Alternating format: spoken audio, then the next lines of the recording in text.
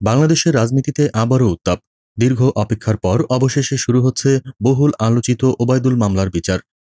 দুর্নীতির অভিযোগ, ক্ষমতার অপব্যবহার এবং জনগণের টাকা লুটের অভিযোগে অভিযুক্ত এই রাজনীতিক এখন কাঠগড়ায়।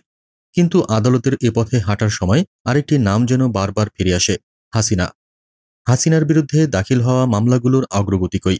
কেন বছরের পর বছর ধরে রায় ঘোষণা হয় না?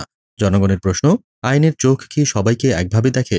ওবায়দুলের বিচার হচ্ছে সেটি বিচার ব্যবস্থার অগ্রগতির ইঙ্গিত হতে পারে, কিন্তু এক পক্ষের বিচার আর অন্য পক্ষের নীরবতা, এতে কি ন্যায় বিচার প্রশ্নের মুখে পড়ে না? কোনো মামলার বিচার হতে সময় লাগে, কিন্তু যখন বিচার ব্যবস্থায় পক্ষপাতিত্বের গন্ধ পাওয়া যায় তখন জনগণের আস্থা নড়বড়ে হয়ে পড়ে। তাহলে প্রশ্ন রয়ে যায়, হাসিনার মামলার রায় কবে? এটি কি কেবল সময়ের অপেক্ষা, নাকি রাজনৈতিক প্রভাবের ছায়া? জনগণ কি কখনো সেই দিন দেখতে পাবে যখন সব মামলার রায় সমানতালে হবে?